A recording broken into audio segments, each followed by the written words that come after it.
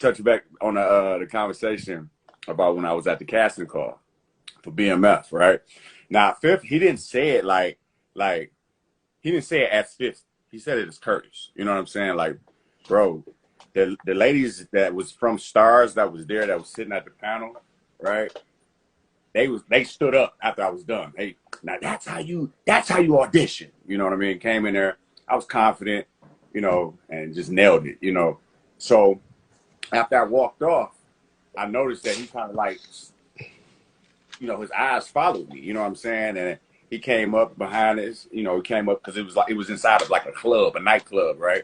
And I went over and stood at the bar. He came right over there. You know what I mean? And he was like, "Oh man," he's like, "I loved it," you know. And he looked. He's like, "You know, you're from Detroit," because we got a mutual friend that was out there with me.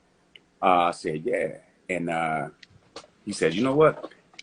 He's like, "You got the look." He's like, "Just tone up a little bit." He was like, "For TV purposes." He's like, "Because I can see you looking, you know, younger," you know.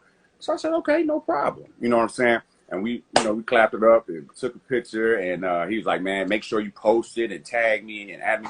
You know, he even commented on the picture. You know what I mean? So that was cool. So I didn't take it as, you know, like, "Oh, I need to do this," right? But me and Tef he had been pouring into me prior to this, you know, and he even told me, he said, "Bro, you have the talent, but I want to see you in a different light." He was like, "Part of that is your look, right? Because you're going to put yourself into a box if you don't, you know, kind of like, you know, shy away from just being the big guy." Because I'm 6'4", like 6'3", 6'4", and at the time I was 270 pounds, so I looked at like a bodyguard. You know what I mean? Not saying that I couldn't have played anything else. It was just more of a chance for me to show my range and maybe get put under, move from a bodyguard maybe to a pastor or something, which I did like after that, you know, since I've been, you know, I came down in size or whatever. So I just took that as, you know, something that I'm like, and then I wanted to be healthy, you know, so I took it. Yeah, you know, it's funny that obviously that's always good advice, but the only thing I would say is that also we are at a time where, like I was saying earlier, no matter what you look like, no matter where you are physically, there is work out there for you. Now, that being said, only you can really define your brand, right? Mm-hmm. And so it's really more about you, and maybe 50 was tapping into this and seeing this in you and the way you approach the work or your talent or the way you acted or whatever. But it's about you're the only one that can really go, "This is my brand. This is what I want. This is what I'm after. And I'm going to craft this. And this is what I'm going to then display to the universe here." And maybe what 50, who's obviously got an eye for this stuff, is that maybe what he was seeing is like, "Hey man, this is who you want to be. And this is where you're headed. You're just not there yet." And so maybe he was just kind of, you know, putting a little wind in your sails to be like, "Hey, you want this? You can have this, but get after it," right? Well, I think retrospect with that point, Shane, as well, is where when you're stepping into, and I can only say this from a black performer standpoint. In our business, there's over 100,000, basically over 10,000 registered actors in the Screen Actors Guild. 4% are African American that are actually working. And when you step into the industry, you know, you are, as a black performer, even just a black man in life, you are sometimes portrayed in 3 sets of stereotypes: athlete, criminal, or drug dealer. That's the narrative. And when you're trying to, what I always say is that, like, you can eat, or even say even rapper per se, throw that as the fourth mix. If you are trying to have longevity, where I look at for certain actors, and it's like I gave them that advice, was you're in this, as you said, we're in this big sea of performers. But what's going to make you stand out from everybody else? Because he could come in looking a certain way, but when you, as you said, if you remember when you first started acting, same one with me, you walk into a room and the casting director goes, "Okay, come to this audition," and you think it's just me until you show the fuck up there, and then you realize there's 100,000 black guys, 100,000 white guys that all look like you were there for the same part. What separates you from them? And that to me is where, if you're able to show a different layer, where they come in and they see you, because remember, before you even open your mouth, even with social media, they see you. They haven't heard you. They just see you. And that perception of them is like, okay, well, this is what this guy is.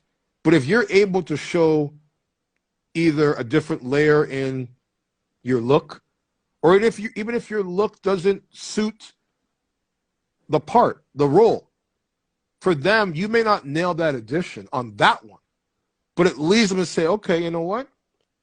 He may not be the right guy for this project because of, they might find someone better suited, has more experience, but it leaves an impact. And I always look at, you know what? Auditions, as you say, should always be auditions towards either the potential project that you want to get or a potential project that you didn't get. It leaves an impact. Yeah, it's got, Richard calls it winning the room rather than winning the audition. It's like, just if you win the room, then you can't lose, right? Because you've made a fan. But I'll say in line with that, I totally get your point about you're talking about stereotypes and generalizations, and we all are up against that for different reasons, different versions of it. But it's funny, before you've established yourself as a name, the first thing that you're up against is your casting. Like once you've hit it, and once you're out there, and everybody like goes, "Oh my God, I know who this is, so and so," and you're a household name, you can do whatever the fuck you want. What fuck you want? And they'll go like, "Yeah, so sure, here you go." But until you've kind of like reached near that threshold, they're gonna go like, "Oh, I see you in this box," and that's unfortunately just kind of, for the most part, a reality of our industry. And can you change people's minds? Absolutely. Is there a slim margin on that? Yeah. I mean, for the most part, it's kind of like the 90210 thing, right? Where they've cast the people that look a certain way to play a certain part. And these are the preppies, and these are the, jocks, and these are the drug dealers, and these are the, the criminals, and these are the cops, these are the robbers. It's like that. It's pretty basic. And it gets more exciting the further we get into the business, because the deeper you get into the business, the more you can kind of take your casting stereotype and put it aside, and then kind of play a little bit more, and you have a little bit more wiggle room, because then people will go, "Oh shit, But that's also up to the performer, though, because as you know, a lot of performers, once they get in that specific casting, they stay comfortable there, because they're like, you know what? If I try something else, some people never move out of it. Yeah, because they want to just keep working. And to me, I'm always like, if again, like that's fine and dandy, but I've always left the point where, like, you have to leave an impact. You have to leave somebody, like nobody else could play Cooper Sax. No, other than Shane Johnson. Period. There's nobody. I could go down a whole Rolodex of actors, and there's nobody that, because as you said, when you came on that show, you took the wheelhouse and you made it your own. Like, you made it your own wheelhouse. But no one else can do you. No one else can do me. Nobody else can do him. But I think people have to understand, it's like, again, like, it's either you're going to stay comfortable saying, okay, like when you look at, for example, Steve Urkel, Jaleel White, he'll always be Steve Urkel. Like, no matter what he does, he will always be Steve Urkel. And a lot of times people think that, like, when you're on a popular show, and I think you can attest to this, Shane, when you're on a popular show and that show ends, people automatically just assume in the acting business, oh, he's just going to get work again because he was popular on that show. And it's like, no, they want you to go the fuck away for a while, because if people just know you as Cooper Saxe, they don't know you as anything else, then when they get you on another show, they're expecting Cooper Saxe. It's the same thing Kiefer Sutherland went through on 24. When he jumped over to Touch, people were still expecting Jack Bauer. That's why the fucking show tanked in a year, because it was like, we don't want this, you know, mellow Kiefer.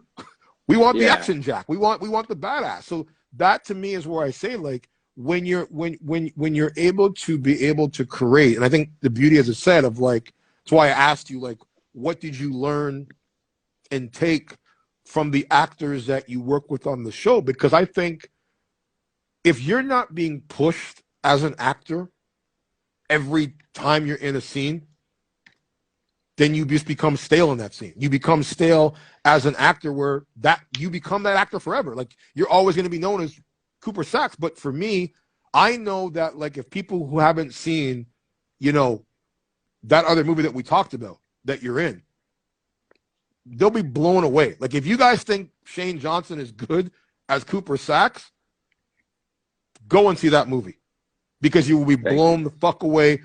To me, it's Oscar level. Like, 100%, like, the performance is Oscar level worthy. But I want to take in another couple of questions. Tell me your name before you bounce. King Wesley. That's your name, King Wesley. Yeah, King Wesley. Man, King. I love it. Are you kidding me? Yeah, and you know what? It's definitely, my mom, she told me this whole story about it, but I told her, Mom, I said, you know what? You know, you put a lot of pressure on me, right? Because none of my friends can have a broke homeboy named King, right? Everything that I have to do, it has to be exceptional, right? But I take it as it's definitely just my name is just a challenge. You know what I mean? Just to step it up every time, every chance. It's no surprise that you're wearing a Superman shirt too. It's no surprise. Everything is next level. I love it. Everything, man. Look, I ain't gonna take up too much more of your time. I just wanted to jump on here real quick, rap with you guys. Just let me touch on one thing. Mm-hmm. You made the point about what was it? I think it was like the diversity. But I talked to Anita Gibson. You know that does you guys makeup. Yeah, like she's like a big sister to me. You know what I mean? So she